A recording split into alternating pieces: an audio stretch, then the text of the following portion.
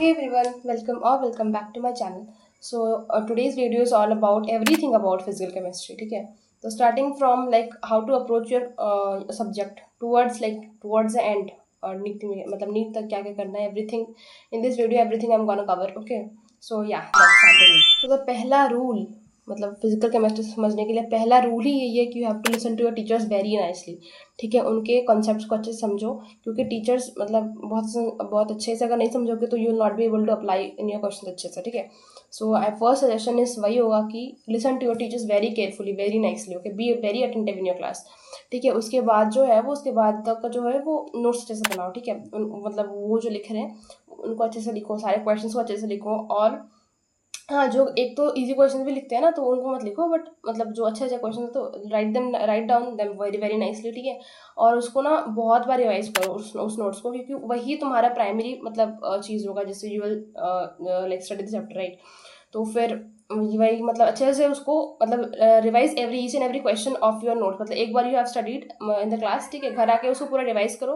Revise करने के बाद डू ऑल द क्वेश्चन, मतलब बिना देख के, एक बार सर ने सॉल्व किया अब तुम बिना देख के सॉल्व करो उसको एक बार। ठीक है, हाँ, तो ये नोट्स को पढ़ लिया, मतलब पहले तो क्लास अच्छे से कर लिया, फिर नोट्स को पढ़ लिया, उसके बाद स्टार्ट योर मॉड्यूल। ठीक है, तो उस मॉड्यूल में मैंने मतलब I personally followed Allen module. ठीक है, तो फिर एलन मॉड्यूल में मैंने सारे क्वेश्चंस किए थे, मतलब जो बिगिनर्स बॉक्स में थे, जो इलस्ट्रेशन में थे, मतलब इलस्ट्रेशन के क्वेश्चन बहुत अच्छे होते हैं, जैसे सॉल्ट जिसको बोलते हैं सॉल्ट एग्जाम्पल, राइट।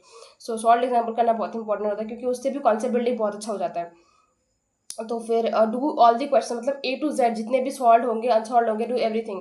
ठीक है, मैंने बिगिनर्स बॉक्स किया था, मैंने इलस्ट्रेशन भी किए थे सारे के सारे, और मैंने एक्सरसाइज 1 2 3 सारे किए थे। लाइक वन तो बहुत ईजी होता है, लाइक बेसिक लेवल। ठीक है, सेकंड में तो नीट लेवल के क्वेश्चन होते हैं, मतलब जो भी मॉड्यूल है following just do each and every question, मतलब जितने भी क्वेश्चन होंगे।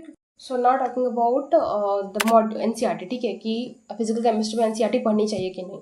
तो मतलब कुछ कुछ चैप्टर्स ऐसे हैं जिसमें नहीं पढ़ोगे तो भी चलेगा। ठीक है, लेकिन कुछ कुछ चैप्टर्स ऐसे हैं जिसमें you have to study, like बहुत इंपॉर्टेंट होता है, जैसे कि तुम्हारा क्लास 12 के सारे चैप्टर्स, उसमें बहुत इंपॉर्टेंट होता है एनसीईआरटी पढ़ना, क्योंकि एनसीईआरटी से बहुत कुछ आता है उसमें। मतलब उनके जो थ्योरी होते हैं उनसे भी क्वेश्चन बन जाता है, उनसे भी स्टेटमेंट्स मतलब नीट में आ जाता है, वो भी बहुत इंपॉर्टेंट होता है। ठीक है, वो मतलब 11th 12th के चैप्टर्स पढ़ना ही पढ़ना है। ऐसे भी जैसे कि 11th के कुछ कुछ चैप्टर, जैसे कि तुम्हारा हो गया एटॉमिक स्ट्रक्चर। ठीक है, एटॉमिक स्ट्रक्चर का जो क्वांटम नंबर वाला पार्ट है दैट्स वेरी वेरी इंपॉर्टेंट। इस साल में क्वेश्चन आया था उससे, I will show you here. Okay, तो हाँ, वो बहुत बहुत इंपॉर्टेंट होता है क्लास मतलब 11th के कुछ कुछ चैप्टर, जैसे कि एटॉमिक स्ट्रक्चर हो गया, जैसे कि तुम्हारा हो गया थर्मोडायनेमिक्स, वो अच्छे से पढ़ लेना एक बार। ठीक है, बाकी तो एज सच नीड नहीं है, but if you like want you can obviously study. हाँ, और बट स्टडी मतलब पढ़ो ना पढ़ो पूरा थ्योरी, बट इंटेक्स क्वेश्चन जरूर कर लेना क्लास 11th के भी।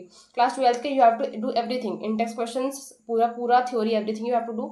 ठीक है, और for 11th you have to do all the intext question. बाकी मतलब एनसीईआरटी पढ़ना ना पढ़ना इट्स ओके, मतलब बहुत ज़्यादा क्वेश्चन नहीं आता है, एक दो क्वेश्चन अगर फंस गया तो फंस गया, बट ठीक है। लास्टली जो चीज़ बहुत इंपॉर्टेंट होता है वो शॉर्ट नोट्स बनाना। ठीक है, तो फिर फिजिकल केमिस्ट्री में बहुत इंपॉर्टेंट होता है शॉर्ट नोट्स बनाना। Without making short notes you will not be able to revise the मतलब thing like everything in the last time, क्योंकि बहुत लंबे लंबे नोट्स होते हैं उनके। बहुत सारे क्वेश्चन सर कराते हैं, क्योंकि सर लोग कराते हैं ताकि आपका कॉन्सेप्ट अच्छे मतलब अच्छा हो जाए, बट लास्ट मतलब लास्ट में ये सब नहीं करना, मतलब इतना कुछ नहीं करना होता है। जो मतलब बस पहले ही सारी चीज़ अच्छे से पढ़ लो, सारे नोट्स अच्छे से बना लो, और सारे क्वेश्चन को दोबारा दोबारा से बहुत बार रिवाइज कर लो, ताकि लास्ट में just have to do your short notes and मतलब वो क्वेश्चन जो आपको मतलब डिफिकल्ट लगते हो। ठीक है, तो वही स्टार्टिंग से अच्छे से छांट लो। ठीक है, हाँ, और बहुत लोगों के क्वेश्चन ये भी होते हैं कि how to make short notes. ठीक है, तो फिर उसका मैं एक सेपरेट वीडियो लाऊंगी, बट स्टिल अभी के लिए आई वुड से कि जैसे कि मतलब जो जो सर ने लिखवाया है ना, जो जो इंपॉर्टेंट लग रहा है तुम्हें, या फिर जो जो तुम भूल सकते हो वो लिख लेना। मतलब इंपॉर्टेंट फॉर्मूलेज लिख लेना, जैसे कि ये थर्मोडायनेमिक्स चैप्टर। ठीक है, तो इसमें मैंने सारे के सारे फॉर्मूलेज लिखे थे। हाँ, और कुछ कुछ कन्वर्जन भी होता है, जैसे कि ये one litre atmosphere equals to 101.3 joule. ठीक है, ये सब कन्वर्जन भी लिख लेना, ताकि मतलब ऐसे अच्छे से बनाओ ना कि लास्ट में मतलब you don't have to refer to your long notes. ठीक है, ऐसे करके बनाना चाहिए तुम्हें मतलब। ठीक है, तुम ज़्यादा मतलब लिख लोगे तो क्या ही हो जाएगा, तुम्हारा एक एक पेज बढ़ जाएगा, लाइक राइट राइट। मतलब शॉर्ट नोट्स में तुम्हारा एक पेज एक्स्ट्रा ऐड हो जाएगा, बट यू हैव लाइक तुमको वो सेटिस्फेक्शन हो जाएगा कि हाँ मेरी नोट्स सब कुछ, I don't have to refer to my long notes now. और जैसे कि बहुत सारे जो टीचर्स होते हैं जैसे यूट्यूब में पढ़ाते हैं। ठीक है, जैसे कि आर्यन के एक टीचर है पुलकित जैन सर। ठीक है, उन्होंने उनका पूरा फिजिकल केमिस्ट्री उन्होंने 1 गो में रिवाइज कराया था, और 999 क्वेश्चन भी कराए थे। ठीक है, तो फिर वो मतलब उस टाइप का series you can like refer in the end, ठीक है, अभी तो नहीं, अभी लाइक अपने कंसेप्ट पे, अपने क्वेश्चन प्रैक्टिस पे ज़्यादा ध्यान दो, ठीक है, लेकिन लास्ट में you can make use of all those things, ठीक है, which will obviously will help you to like revise your things, ठीक है, तो वो कर लेना, ठीक है। Last but not the least, like P Y Q are the most important, मतलब कुछ भी पेपर आ जाए बट पी वाई क्यू ही मतलब आपको एक एग्जाम का आइडिया देते हैं, ठीक है। सो कोई अच्छा सा पी वाई क्यू बुक ले लो, जैसे कि 38 मतलब ईयर्स का भी बहुत सारे मतलब बुक मिलते हैं कि 38 ईयर्स के लास्ट के पी वाई क्यूज, मतलब लास्ट ईयर्स के पी वाई क्यूज देते हैं, ठीक है, वो अच्छे से कर लो। और हाँ, बस मॉडल करो, आई थिंक वो मोर देन इनफ होगा। और अगर एक्स्ट्रा क्वेश्चन प्रैक्टिस तो फिर वो 38 ईयर्स का पी वाई क्यू बुक कर लो, बस इतना ही। इसी को अच्छे से रिवाइज करो बार बार, मतलब वही ना कि आप मास्टर कब होते हुए चीज़ का, like teachers, why they are teachers, because they have taught it like multiple times, right, बहुत सारे बैचेस को पढ़ाया है उन्होंने आपसे पहले। तो हाँ, तो वही होगा कि लाइक अच्छे से रिवाइज करो, अच्छे से multiple times just do the things, मतलब एक बार अगर बुक हो गया, एक बार मॉड्यूल हो गया तो दोबारा उसको कर लो।